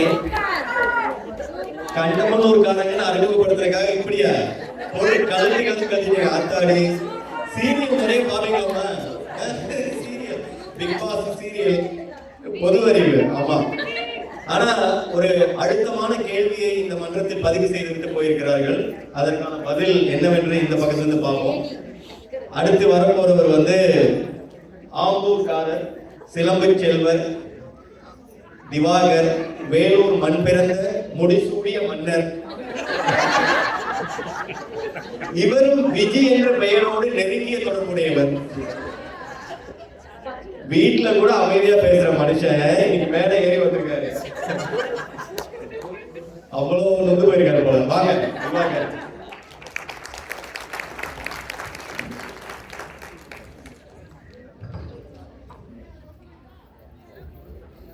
மாண்புமிகு நடுவர் அவர்களே, உள்ளபடி உண்மையை மட்டும் பேச என்னோட கைகோர்த்து நிற்கும் என் அன்பு சகோதரர்களே, உண்மை என்னாலும் நல்லா தெரிஞ்சோம் அதை வீட்லயே மூட்டை கட்டி வச்சுட்டேன். அவங்க வீட்டுக்காரரை நல்லா அதட்டி மிரட்டிட்டு இங்க வந்து உட்கார்ந்து இருக்கும் என் எதிரணி பேச்சாளர்கள் மற்றும் நையார் குடும்பத்தார் அனைவருக்கும் என் இனிய பொங்கல் திருநாள் நல்வாழ்த்துக்கள். எதிரணியில இருந்து 2 பேர் வந்தாங்க. வந்து என்னம்மா உருட்டுன்னு உருட்டிட்டு போறாங்க. ஏங்க காலையில காஃபி இட்லியா, மதியானம் கறி இருந்தான், சாயங்காலம் சிற்றுண்டி, ராத்திரி தோசைன்னு அடிக்கிட்டே போறீங்க. இந்த மாதிரி தமிழ் சங்கத்துக்கெல்லாம் வந்தாதான் அப்பப்ப இட்லியே கிடைக்குது நிறைய பேருக்கு. ஆமா ஆமா, அது கூட பரவாயில்ல. அப்புறம் என்ன சொன்னாங்க கின்சி, ஏதோ அயனெல்லாம் பண்ணி கொடுப்பாங்களாம். இதெல்லாம் நம்புற மாதிரியா இருக்கு? ஏதோ விக்ரம் படத்துல வர சீன் எல்லாம் இவங்க வந்து உருட்டிட்டு போறாங்க. என்னம்மா இப்படி பண்றீங்களா? அடுத்து சகோதரி விஜய் வந்து 4 வருஷம் கழிச்சு திரும்ப இந்த கொரோனா வர ஞாபகப்படுத்திட்டு போறாங்க. சரி, அங்க இருந்தே நம்ம ஆரம்பிப்போம். இந்த பார்மா கம்பெனிக்காரன் எலிக்கு கூட அந்த தடுப்பூசியை டெஸ்ட் பண்றதுக்கு முன்னாடி FDA அப்ரூவல் வாங்கணும். ஆனா நம்ம ஆளுங்க இந்த யூடியூப், இன்ஸ்டா ரீல்ஸ் எல்லாம் பார்த்துட்டு கிச்சனுக்கு போய் இதை பண்றேன் அதை பண்றேன்னு நம்மள வச்சு செஞ்சாங்க பாருங்க. ஏங்க அந்த டர்கோனா காஃபி ஐஸ்கிரீம் என்ன குலோப்ஜாமுன் போட்டா தெரியுங்களா? ஐஸ்கிரீம் ரசம், அது ஐஸ்கிரீம் ரசம், கரும்பு பச்சி, எலிக்கு இருந்த சேஃப்டி கூட நமக்கு இல்லைங்க. சாப்பிட்டாலும் திட்டு விடுறோம், சாப்பிட்டு நல்லா ஆமா.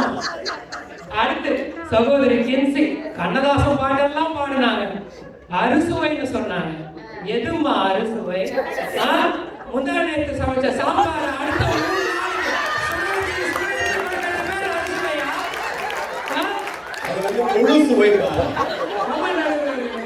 ஒரே சாம்பார் தான், பாத்திரம் தான் வேற. அதுக்கு பேர் அறுசுவை இல்லம்மா, அதுக்கு பேரு சமரசம், அட்ஜஸ்ட்மெண்ட். எங்க வீட்டுல அதே sambar Sunday Monday Tuesday label போட்டு வச்சிருக்கோம்.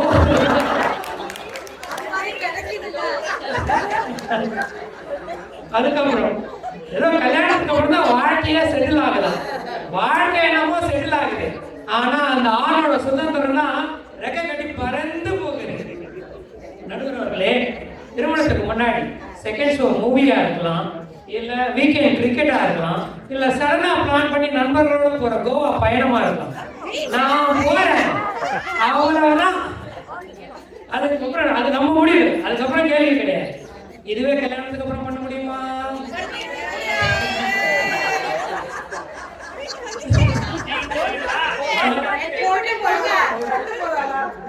கல்யாணத்துக்கு அப்புறம்னா முதல்ல நம்ம வீட்டு வேலையெல்லாம் செஞ்சு நல்ல பொருட்னா சந்தர்ப்ப சூழ்நிலையெல்லாம் பார்த்து மெதுவா நான் போகலாமான்னு கேட்பேன். அதுக்கு அங்க இருந்து வரும் பாருங்க, எங்க யார் எப்ப திரும்ப வருங்க மனுஷனுக்கு போற ஆசையை விட்டு போயிடுங்க. கோவா போறதுக்கு இப்படி குறுக்கு விசாரணை பண்ணா பரவாயில்ல, இங்க இருக்கிற லேக் ஜாக்கி போறதுக்கு ஆமா ஆமா, இதுக்கு அவங்க வச்ச பேரு அக்கறை. இது உண்மையிலேயே அக்கறையா இல்ல சிபிஐ விசாரணையா? அதுக்கப்புறம் என்னது, திருமணத்துக்கு அப்புறம் தான் அமைதி கிடைக்குதான். எந்த அமைதி? திருமணத்துக்கு முன்னாடி தூக்கமும் கொரட்டையும் எங்க ரைட்டு, எங்க உரிமை. அதுவே தூக்கத்துக்கு அப்புறம் சாரி திருமணத்துக்கு அப்புறம் கொரட்டைன்னா என்ன? Night long fight. என்ன கொடுமை! தூக்கம் இல்லாம நடுவர்களே எப்படி அமைதியான வாழ்க்கை? அடியா படிக்காத வரைக்கும் பரவாயில்ல. ஆமா, பல நேரம் அது வேற நடக்கும். அடுத்து சிஸ்டர் விஜய் வேற லெவல். ஏதோ கல்யாண மாலை கதையெல்லாம் சொன்னாங்க, பொருளாதாரம் சொன்னாங்க. அப்புறம் இந்த வள்ளுவன் கண்ட வாசிக்கு போல அவங்க தான் வீட்டுல இருக்க பாதி வேலை எல்லா வேலையும் செய்யற மாதிரி என்னமா உருட்டிட்டு போனாங்க. அண்ணன் ஜோதியை கேட்டாதான் தெரியும் உண்மை என்னன்னு. மக்களே, இந்த கல்யாணங்கிறது 2 வகை. ஒண்ணு நம்ம சொந்த பந்தங்கள்லாம் சேர்ந்து வைக்கிற ஆப்பு, அதான் அரேஞ்ச் மேரேஜ். இன்னொன்னு சொந்தமா நாமளே நமக்கு வச்சுக்கிறோம், லவ் மேரேஜ். இதுல நானே 2வது வகை. வந்து வண்டியில இடம் வந்து சிக்கிட்டு உங்களை பேச்சு வேற. ஆமா நடுவர்களே. இது ஏன் சொல்றாங்கன்னா வீட்டுல இப்ப துணி துவைக்கிறது, பாத்திரம் வளர்க்கறது, வீட்டை வேக்யூம் போட்டு சுத்தமா வச்சுக்கிறது, 10ஆம் வரைக்கும் இப்போ ஒர்க் ஃப்ரம் ஹோம்னால பாதி சமையலும் நான் தான். இது எப்படி உண்மையான முயற்சி இருக்க முடியும்? இது கடமை, பொறுப்புணர்வு, கமிட்மெண்ட். அன்பும் மரணும் உடைத்தாயின் இல்வாழ்க்கை பண்பும் பயனும் அது. வள்ளுவம் சொன்னது போல அன்பும் அறனும் இருக்கிற இல்லற வாழ்க்கை நல்லதுதான், அதுல எந்த சந்தேகமும் இல்லை. ஆனா அன்னைக்கு இருந்த இல்வாழ்க்கையில லூட்டிக் இல்ல, லாசின் இல்ல, லொகேஷன் ஆன் கட்டாயம் கிடையாது. அதுவே இன்னைக்கு இருக்கிற மாடர்ன் மேரேஜ்ல அன்பு அரண் கூடவே வைஃபை, டேட்டா பேக், அப்புறம் தினசரி விளக்கம் கட்டாயமானது. போன்ல லொகேஷன் ஆஃப்னா வீட்ல நைட் எக்ஸ்பிளனேஷன் ஆன். ஆப்பிள் கார இன்னும் ஃபைண்ட் மை ஹஸ்பண்ட் ஒரு ஆப் தான் ரிலீஸ் பண்ணல. அரசியல் ஏதாவது சாதாரண இருப்பாங்க. ஆமா. அடுத்து அதனாலதான் நான் சொல்றேன் எழுதுறவர்களே, ஆண்களின் வாழ்வில் திருமணத்துக்கு அப்புறம் இருக்கிறது மகிழ்ச்சி கிடையாது, அது சமரசம், சமாதானம், சமாளிக்க வேண்டிய வாழ்க்கை. அப்புறம் கடைசியா நான் ஒண்ணு சொல்றேன், திருமணத்துக்கு முன்பின் வாழ்க்கைய நம்ம டிவிகே வர்சஸ் டிஎம்கேன்னு சொல்லலாம். டிவிகே தொல்லை இல்லா வாலிப காலம், நம்ம தளபதி பாட்ட குட்டி ஸ்டோரி மாதிரி தான், டோன்ட் வரி பி ஹாப்பி. அதுவே கல்யாணத்துக்கு அப்புறம் இருக்கிறது டம்மி மாப்பிள்ளை கோலம். டிஎம்கே 24 மணி நேரமும் கண்காணிப்பு, 365 நாள் அர்ப்பணிப்பு. இறுதியாக வள்ளுவர் சொன்ன அன்பும் அறனும் திருமணத்துல கிடைக்கும். ஆனா ஆண்களுக்கு கவலையற்ற சிரிப்பு, காரண விளக்கம் இல்லாத நிம்மதி, அனுமதி கேட்காத அமைதியான சந்தோஷம், இந்த நிறைவான மகிழ்ச்சி என்றுமே திருமணத்துக்கு முன்தான் என்று கூறி நடுவர் நல்லது ஒரு தீர்ப்பை சொல்லுவார்னு நம்பி வாய்ப்பளித்தவருக்கு நன்றி, வணக்கம்.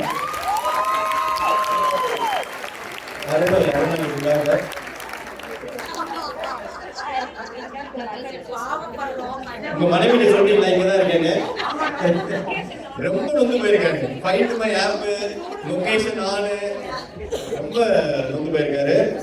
அடுத்து கொரட்டை வேற கஷ்டப்பட்டு கொரட்டை விடுற கஷ்டத்தை எல்லாம் சொல்லிட்டு போறாரு. அது இங்க இருக்க நிறைய பேருக்கு அந்த கஷ்டம் இருக்கும்னு நினைக்கிறேன். அடுத்து வரப்போறவங்களுக்கு அறிமுகம் தேவையில்லை. அனுஷா இவங்க இவங்களுக்கு தமிழ் மேடையும் இந்த ஆண்மணி மேடையும் புதிதல்ல, சகலகலா வள்ளி. இவங்களுக்கு மைக்கே தேவையில்லைன்னு நிறைய பேர் சொல்லுவாங்க, இருந்தாலும் மைக் கொடுத்துருக்கோம். வாங்கம்மா அனுஷா. பார்த்து அனைவருக்கும் வணக்கம். வணக்கம். தலைப்பு என்னங்க? ஆண்களுக்கு கல்யாணத்துக்கு அப்புறம் நிறைவான சந்தோஷமா இல்ல கல்யாணத்துக்கு முன்னாடியா அப்படின்றது நம்ம எம்சி கூட ஒத்துக்கிட்டாங்க. இதை என்ன ஒரு பட்டிமன்றம் வச்சுதான் நம்ம தீர்மானிக்கணுமா? ஏன் உங்களுக்கு தெரியாதா நடுவரையா? நம்ம வினை தாண்டி வருவாய் படம் மாதிரி இங்க என்ன சொல்லுது? செசி செசின்னு சொல்லுதா? அதே மாதிரி நம்ம ராகவன் ஐயா வள்ளி வள்ளி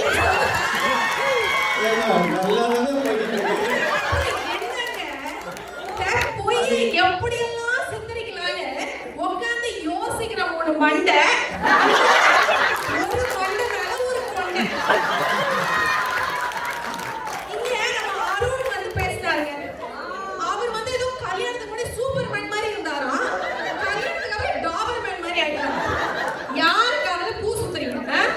கல்யாணத்துக்கு அப்புறம் தாங்க அவர் சூப்பர் மேனே ஆனாரு, கல்யாணத்துக்கு முன்னாடி சுமார் மேனா இருந்தாரு. அடுத்து பாத்தீங்கன்னா நம்ம திவாகருங்க, கொரட்டை விடுறது அவ்வளவு பெரிய கிரைமா? ஐயோ பாவம், கொரட்டை விடுறவங்களுக்கு அந்த கஷ்டம் தெரியாது. கொரட்டை விடுறவங்க பக்கத்துல படுத்துருக்காங்க, அவங்க விடுறா அந்த கஷ்டம் தெரியும். பல பேர் பாதிக்க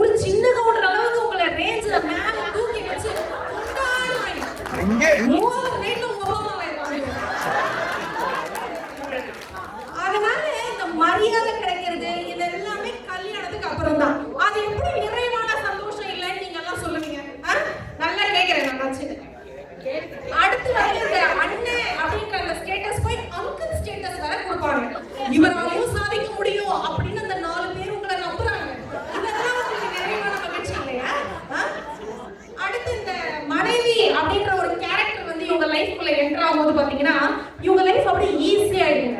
ஒரு ப்ராஜெக்ட் மேனேஜர் மாதிரி இவங்க லைஃப ஈஸியா ஆக்குறாங்க. காலையில நீங்க என்ன செய்யணும், அடுத்து இவங்க என்ன செய்யணும், ஒரு க்ரோசரிக்கு போகணும்னா கூட ஜிபிஎஸ் மாதிரி இந்த கடைக்கு போ, இதை வாங்கு, இவ்வளவு வாங்கு, என்னத்தை வாங்கு, எல்லாத்தையும் நீட்டா அவங்களுக்கு ஒரு லிஸ்ட் போட்டு அதையும் சொல்லி கொடுக்குறாங்க.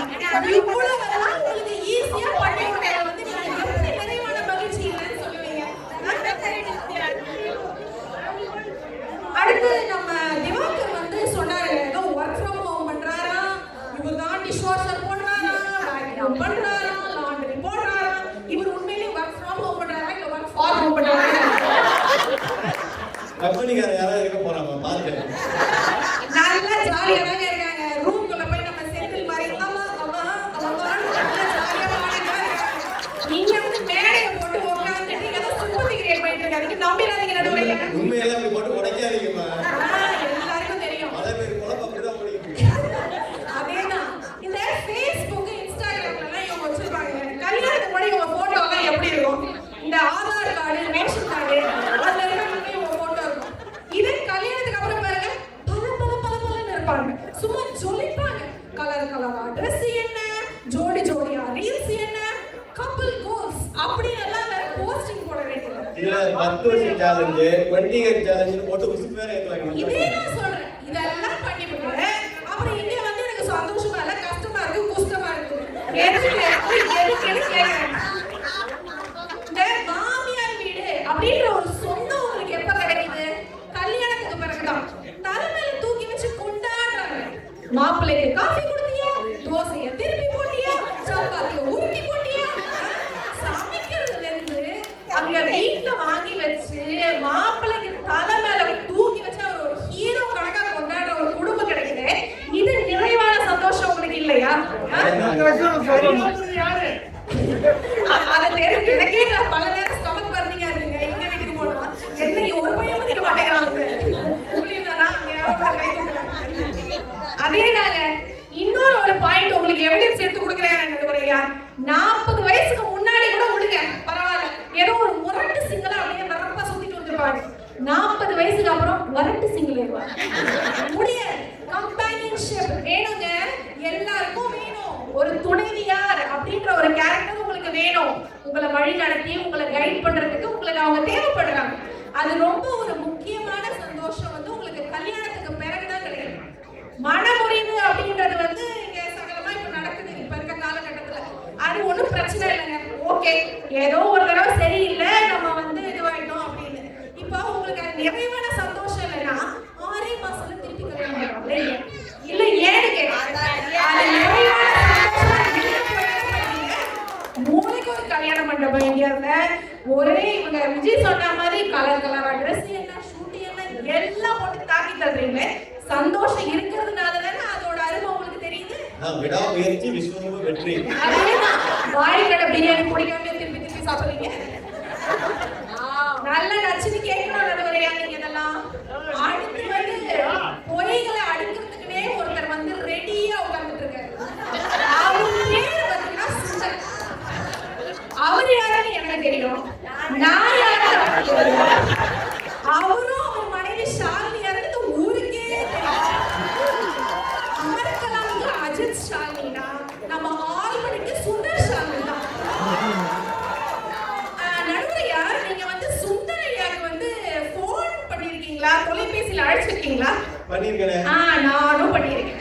2 பேரும் சேர்ந்துதான் போன். அவரு போன் கிடைச்சாலும் இந்த மாதிரி எடுப்பாங்க, இந்த அம்மா போன் கிடைச்சாலும் அவர் தான் எடுப்பாங்க. அப்படி ஒரு அந்யூன்யமான கப்பல். இந்த மேடையில வந்து என்ன பேச போறாரு நான் ரொம்ப ஆர்வமா இருக்கேன். அது அப்படி இல்லைங்க, 2 பேரும் ஒரே ஜோடியா போவாங்க, ஜோடியா வருவாங்க. நீங்க வந்து நல்லவர், வல்லவர், நாள் தெரிஞ்சவர், நல்ல தீர்ப்பு வழங்குவீங்க அப்படின்ற ஒரு நம்பிக்கையில என்னோட உரையை முடிச்சுக்கிறேன். நன்றி, வணக்கம். பேசி முடிச்சவங்களை கிழிச்சு தொங்க விட்டா பரவாயில்ல. பேசாம உட்காந்துருக்காரு, என்ன பேச போறாரு தெரியாது, அவரே கிழிச்சு தொங்க விட்டு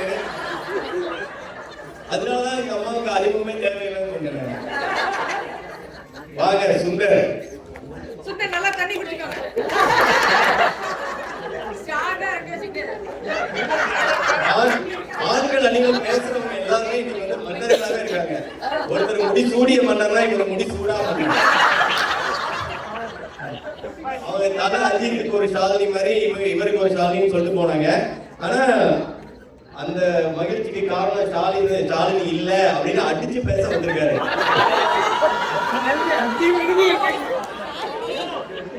இது உண்மை, நம்புங்கள். அதுக்குதான் பேச வந்திருக்காரு அவரு. மகிழ்ச்சிக்கு சாட்சியே முன்னாடி வரிசையில அவங்க சொன்ன மாதிரி ஒன்னா அடிமணிமா சொல்லிட்டு இருந்தாலும் அப்படி எல்லாம் இல்லப்பா, அதெல்லாம் மாயின்னு அடிச்சு பேச வந்திருக்காரு. நீங்க பேசணுமா?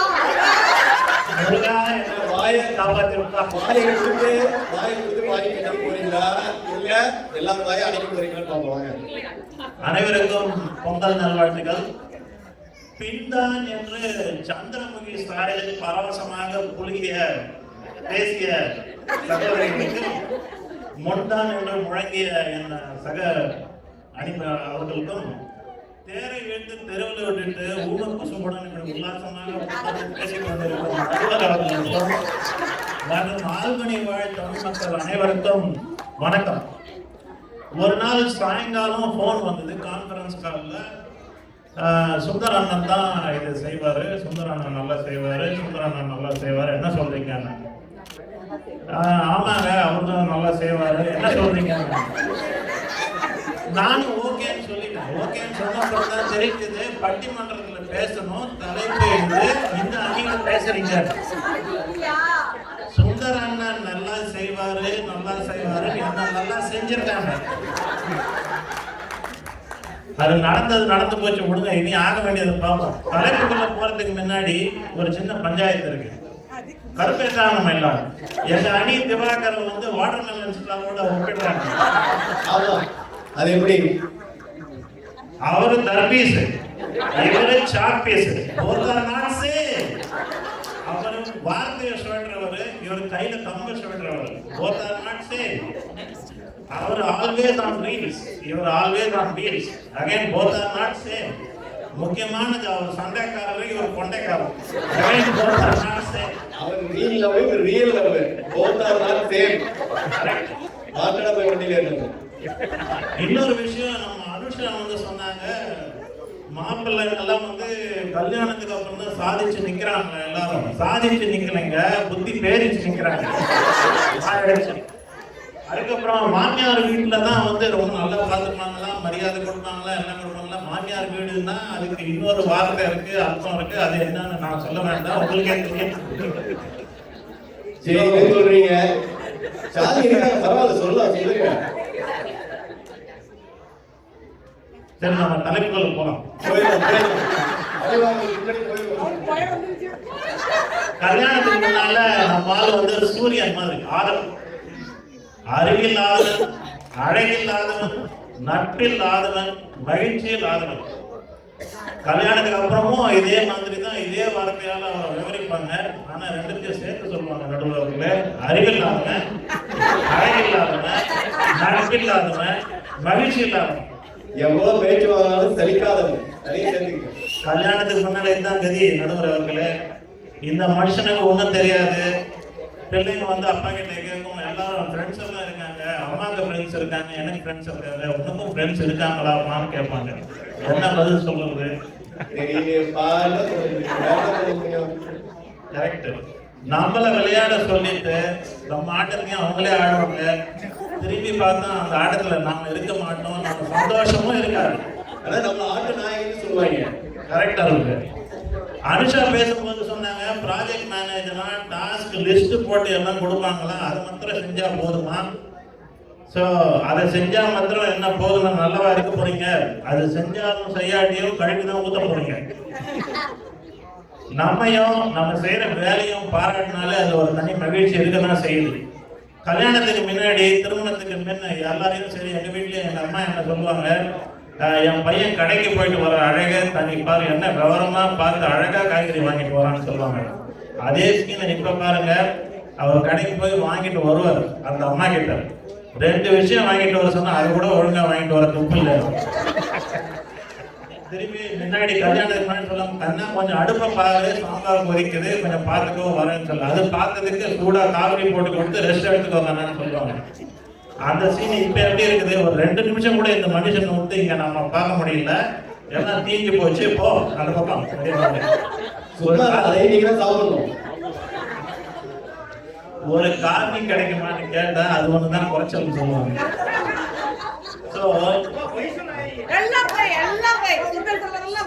கல்யாணத்துக்கு அப்புறம் நீங்க நினைச்ச நேரத்துல ஒரு காஃபி கூட குடிக்க முடியாது நடுவர் அவர்களே. இதுல நிறைய சந்தோஷம் எங்க இருக்குன்னு நீங்களே சொல்லுங்க. என்னதான் அடிச்சாலும் உதைச்சாலும் ஏதோ இத்தனை நாள் வரைக்கும் 2 வேளை காஃபியும் 3 வேளை சாப்பாடும் சாப்பிட்டு இருந்தேன். இந்த பட்டிமன்றத்தால உங்களால வந்த நல்ல வேலை இப்ப அதுவும் போச்சு. இனிமே சந்தோஷம். எங்க அம்மா அப்பவே சொன்னேன், உங்களோடலாம் சேராது.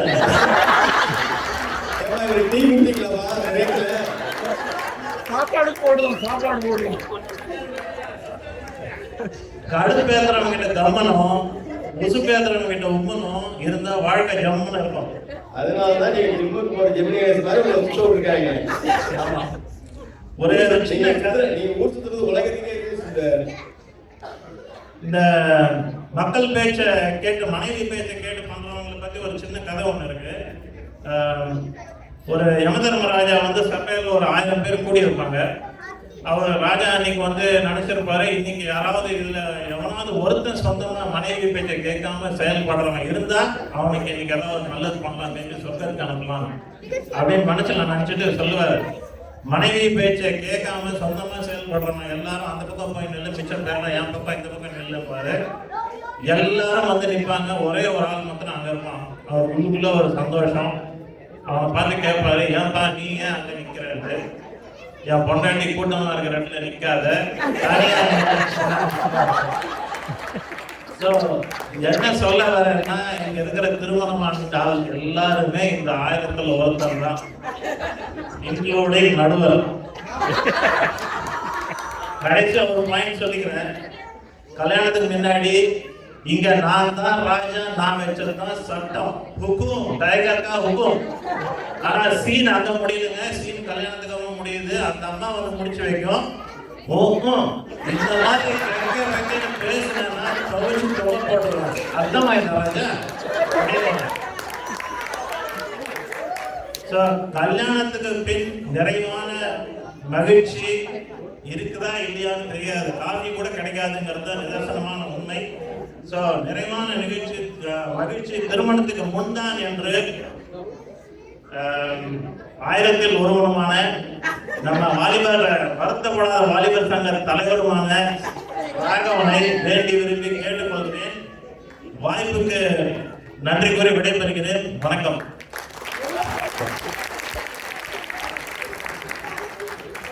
முடிசூடா மன்னர் அவர் அறிமுகப்படுத்தினேன். அதுக்கு தகுந்த மாதிரி ஷாலினியாவது ஒன்னாவது எனக்கு எதை பத்தி கவலை இல்லை அப்படின்னு எங்க அணி நியாயம் தான் முக்கியம்னு சினிமாவே எடுத்து ஒரு மேடையில போட்டு காட்டு போயிருக்காரு. கலகலன்னு சிரிக்க வச்சாரு, கொஞ்சம் கலக்கமா தான் இருக்காரு மனுஷன். அர்த்தம் வாங்கி ராஜா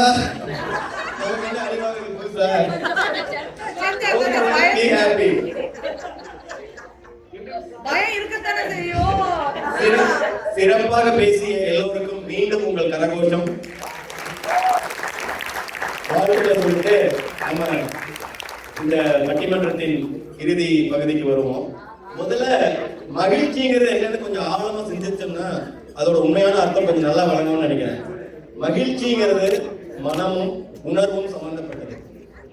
ஆழ் மனசுல அத்தகைய மகிழ்வுகளை உணர வைக்கிற நிகழ்வுகளுக்கு முதற் காரணம் அமைகிறது உறவுகள். அது எல்லாருமே ஒத்துப்போம்னு நினைக்கிறேன். அத்தகைய உணர்வு ஒரு விஷயத்தை செய்யும் போது வரலாம், பார்க்கும்போது வரலாம், கேட்கும் போது வரலாம். அது எப்படி வந்தாலும் நம்ம பங்கு அதுல இருந்துச்சுன்னா அந்த மகிழ்ச்சியின் ஆயுள் மிக அதிகம். அதன் நிறைவு நிச்சயம் நல்ல சந்தோஷத்தை கொடுக்கும்.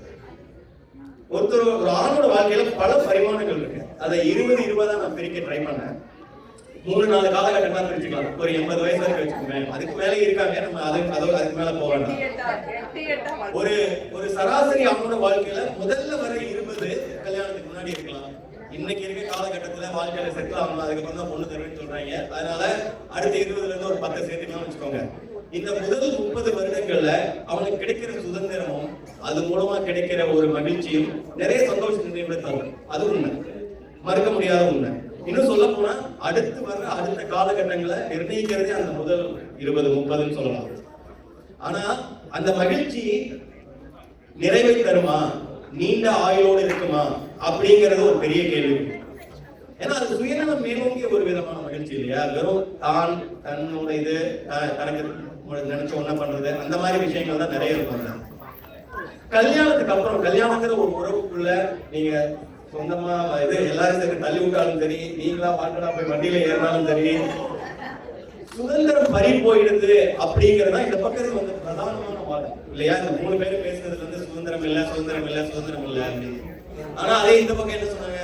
அதீத அன்பின் வெளிப்பாடு, அக்கறை அப்படின்னு கொஞ்சம் வலுவாக சொன்னாங்க. அதை கொஞ்சம் யோசிக்கணும்னு தான் தோணுங்க. ஏன்னா ஒரு சின்ன விஷயமா இருந்தாலும் சரி, பெரிய விஷயமா இருந்தாலும் சரி, பெண்கள் வந்து என்னைக்குமே வந்து ஒரு கல்யாணம் குடும்பம் ஆனதுக்கு அப்புறம் குடும்பமா யோசிப்பாங்க, குடும்பத்துக்காக யோசிப்பாங்க. என்னைக்குமே வந்து தான் முன்னாடி வந்துடாது, ஒரு குடும்பத்தை முன்னாடி போட்டு அதுக்கப்புறம் தான் அவங்களுக்கான இது வரும். ஆனா நம்மளால அப்பப்போ கொஞ்சம் செல்ஃப் கோல் பண்ணுவோம். அப்பதான் கேள்வி கொஞ்சம் ஸ்ட்ராங்கா வரும் அந்த பக்கம் இருந்து. கல்யாணத்துக்கு முன்னாடி இந்த கேள்வி அம்மா அப்பா வந்து நிறைய தடவை வந்திருக்கோம். ஆனா அப்பதான் என்ன அம்மா அப்பா வந்து ஈஸியா சமாளிச்சு போயிடுவோம், ஏச்சிட்டு போயிடலாம். ஏன்னா அம்மா அப்பா ஒரு லிமிட்டுக்கு மேல அம்மா அப்பா நம்மளை கண்ட்ரோல் பண்ண மாட்டாங்க. ஆனா கல்யாணத்துக்கு அப்புறம் அந்த பப்பிங்க வேகாது, சமாளிக்கிறது ரொம்ப கஷ்டம். சிக்கல் இல்லாம இருக்கணும்னா கொஞ்சம் கஷ்டம் தான். அப்படி பார்த்தா கல்யாணமே பண்ணிக்காத ஆளுங்கெல்லாம் வந்து நிறைவான மகிழ்ச்சியோடவே காலமெல்லாம் இருக்கான்னு சொல்லிட முடியுமா? இல்ல. உறவுகள் சிக்கல் என்று வேணுமானாலும் இருக்கலாம், உறவுகளோட சிக்கல் இல்லாம சிக்கல் தூங்கலாம இருக்கலாம். ஆனா அது தனிமைங்கிறது ஒரு சிக்கல் தான். அந்த தனிமை சிக்கல் வந்து அவங்க சந்திச்சுதான் ஆகணும். அதுல வந்து ஒரு நிறைவான மகிழ்ச்சி கிடைக்குதாங்கிறது ஒரு பெரிய கேள்விக்குறி இருக்கு. கல்யாணத்துக்கு அப்புறம் அதே மாதிரி தனியான வாழ்க்கையை வாழ்ந்து பார்த்ததை இப்ப டிசைனா நாங்க கண்டுபிடிச்சு வச்சிருக்காங்க. ரீயூனியன் அப்படின்னு ஸ்கூல் படிச்சவங்களோட, காலேஜ் படிச்சவங்களோட, ஒன்னா வேலை செஞ்சவங்களோட போய் குரூப்பா போய் ஒரு 3-4 நாள் நட்புகளோட என்ஜாய் பண்ணிட்டு தனியா எந்த எதுவும் பிக்கல் முடிகள் எல்லாமே போயிட்டு வர்றது. ஆனா அது என்ன வந்து அது ஒரு தற்காலிகமான இருந்தா வந்த உடனே வந்து நீங்க வந்து நிரந்தரமான வாழ்க்கைக்குள்ள நுழையணும். அதுக்கப்புறம் வந்து அதை நினைச்சு சந்தோஷப்படுற அளவுக்கு அதுல ஒன்றும் பெருசா ஒன்றும் இருக்காது. அந்த காலத்துல 90ஸ்ல வந்து பாக்யராஜ் ரசிகர்களுக்கு வந்து அவரோட பத்திரிகை நினைவிருக்கலாம், பாக்யாங்கிற பத்திரிகை. அந்த பத்திரிகையில வந்து இன்ப அதிர்ச்சின்னு ஒரு செக்ஷன் போடுவாங்க. அது எனக்கு ரொம்ப பிடிக்கும் அந்த செக்ஷன். ஏன்னா அதுல வந்து அதோட கோட்பாடே வந்து சந்தோஷத்துல பெரிய சந்தோஷமே அடுத்தவங்க சந்தோஷப்படுத்தி பாக்குறதா அப்படிங்கிற கோட்பாடோட ஒரு சின்ன ஆசைகள், நிறைவேறாத சின்ன ஆசைகள், வாசகர்களோட ஆசைகளை தேடி போய் வாரம் அதை தீர்த்து வைப்பாங்க. அதை பத்தி ஒரு சிறு குறிப்பு வரையும். அது பெரிய ஆசைலாம் இருக்காது, எல்லாம் சின்ன ஆசைகள் தான். சோ வாழ்க்கையில வந்து அந்த மாதிரி சின்ன ஆசைகள், சின்ன சந்தோஷங்கள் உள்ளடக்கிதான் வாழ்க்கை. அது தர மகிழ்ச்சியும் அது தர நிறைவும் வந்து அபாதியான. ஏன்னா எண்ட் ஆஃப் தி டே வந்து நீங்க அந்த சந்தோஷத்தை தேடி போகும்போது அது தர நிறைவு வந்து ரொம்ப முக்கியம். அதை நினைச்சு பார்க்கணும், அதை சந்தோஷப்படணும். இல்லைன்னா அது தற்காலிகமாவே இருந்து சுயநலமாவே இருந்ததுன்னா அது நிறைவு ரொம்ப இருக்காது அப்படிங்கிறது நான் நினைக்கிறேன். எல்லாருமே ஒத்துப்பாங்கன்னு நினைக்கிறேன். ஏன்னா கல்யாணத்துக்கு அப்புறம் சந்தோஷமா இருக்கிற போது நீங்க உறவுகளோட இருக்கிற சந்தோஷங்கள் வந்து திரும்ப யோசிக்கிற மாதிரி இருக்கும். அதனாலதான் இப்போ வந்து நீங்க பாத்தீங்கன்னா இந்த காலத்துல சோசியல் மீடியாலாம் வந்ததுக்கு அப்புறம் எல்லாருக்கையும் ஸ்மார்ட் போன் வந்ததுக்கு அப்புறம் அதை வந்து உடனே படம் பிடிக்கக்கூடிய வசதிகள் வந்ததுக்கு அப்புறம் அந்த மகிழ்ச்சி இன்னும் பல மடங்கா உயருது, பல மடங்கா ரெட்டிப்பாகுது. அதை நினைச்சு பார்க்குது. இந்த 3வது 4வது காலகட்டத்தை ஒரு ஆண் அடையும் போது அந்த நினைவுகளும் அந்த சந்தோஷங்களும் தான் ஒருத்தனோட வாழ்க்கையில நீச்சி அடைய உதவும். ஏன்னா தனிமைங்கிறது வந்து குழந்தைங்களாம் பெருசானதுக்கு அப்புறம் இப்ப நிறைய பேர் அவங்க ஒரு கேள்வி ஒண்ணு கேட்டாங்க. அடுத்த தலைமுறை கல்யாணத்துக்கு வந்துட்டாங்க, அதுக்காக நம்ம என்ன சொல்ல போறோம், சரியான அறிவுரை கொடுக்க போறோமா அப்படின்னு கேட்டாங்க. அது அந்த கேள்வியில வந்து மிக ஒரு ஆழமான ஒரு கேள்வி. நம்ம வந்து ஒரு தவறான இதை சொல்லி கொடுத்துடக்கூடாது இல்லையா? அடுத்த தலைமுறைக்கு கல்யாணம் வந்து பண்ணிக்காத, கல்யாணம் பண்ண சந்தோஷம் இல்லைன்னு சொல்லி கொடுக்கூடாது, கொடுக்கவும் முடியாது.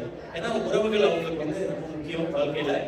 கடைசியில கம்பேனியன்ஷிப் அப்படின்னு சொல்றது வந்து ரொம்ப அவசியம். தனிமையை போக்குறதுக்கும் சந்தோஷமா இருக்கிறதுக்கும் ஒருத்தர் அன்பை பரிமாற்றத்துக்கும் எல்லாத்துக்குமே தேவை. அது பல பரிமாணங்கள். அதாவது தனியா வாழ்ற எத்தனையோ பேரண்ட்ஸ் வந்து இங்க வந்திருப்பாங்க, நம்மளோட பேரண்ட்ஸே வருவாங்க. அவங்க அந்த ஒன்னா டிராவல் பண்ணி வந்துட்டு போற அந்த டிராவல்ல இருக்க எக்ஸ்பீரியன்ஸ் கூட ஷேர் பண்ணி அவங்க சந்தோஷப்படுவாங்க. சின்ன சண்டை வரும், அது கூட வந்து நல்ல ஒரு சந்தோஷமான நினைவுகள் தான் போய் முடியும். அதுக்கப்புறம் ஒருத்தர் பார்த்துக்க வேண்டும். ஒருத்தரோட அக்கறை, ஒருத்தர் மேல உள்ள அக்கறை, இது எல்லாமே வந்து கல்யாணம் இல்லைன்னா வர்றது ரொம்ப கஷ்டம். கல்யாணத்துல அதாவது மகிழ்ச்சி வந்து மனம் சார்ந்தது முதல்ல சொன்னேன். அதை விட அதுல மனம் சார்ந்ததுங்கிற விட முக்கியமான ஒரு விஷயம் வந்து அது அறம் சார்ந்த விஷயமா இருந்தா அந்த மகிழ்ச்சி வந்து நிச்சயமா நீடிக்கும், நிலைக்கும், ஒரு நிறைவை கண்டிப்பா தரும் அப்படிங்கிறது நான் நம்புறேன். அந்த நான் சொன்ன மாதிரி ஆரோக்கியத்தை பேணுகிற அக்கறை, மனச்சோர்வை நீக்கும் ஒரு பேச்சு துணையும், தோழமையோடு கூடிய நட்பும் என பல பரிமாணங்களை உள்ளடக்கியது திருமணம். அதாவது திருமண பந்தங்கிறது மனைவிட்ட மட்டும் இல்ல, அவங்க சொன்ன மாதிரி அந்த குடும்பமே நம்மளை வந்து ஒரு சொந்தமா ஏற்றுவோம். அந்த குடும்பத்துல இருக்கவங்க எல்லாருமே வந்து சொந்தமாயிருவாங்க. அவங்க மூலமா அந்த உறவுகள் மூலமா நிறைய மகிழ்வான நிகழ்வுகள் நிறைய நடக்கும். அவ்வளவு எளிதா மற்ற உறவுகள் தந்துட முடியாது. என்னதான் நட்பு, என்னதான் நட்பு எதா இருந்தாலும் அத்தகைய ஒரு உணர்வை தந்துவிட முடியும் உணர்வில்லை. அத்தகைய காலகட்டத்தில் நடக்கும் சிறு சிறு அன்பும் பரிமாற்றங்களும் அது தரும் மகிழ்வும் அதீத மனநிறைவு தரும் என்பதில் எவ்வித ஐயமும் இல்லை. ஆகவே ஆண்களின் வாழ்வில் நிறைவான மகிழ்ச்சி திருமணத்திற்கு முன்பே என கூறி வாய்ப்புக்கு நன்றி.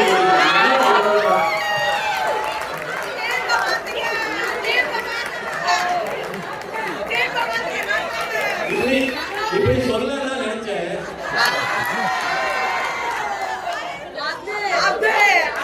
என் மனசுல இடம் கொடுக்கல. அதனால ஆண்களின் நிறைவான மகிழ்ச்சி திருமணத்திற்கு பின்பு என்று இந்த நல்ல வாய்ப்புக்கு நன்றி கூறி இவ்வினிய நிகழ்வினை நிறைவான மகிழ்வோடு நிறைவு செய்கிறேன். நன்றி, வணக்கம்.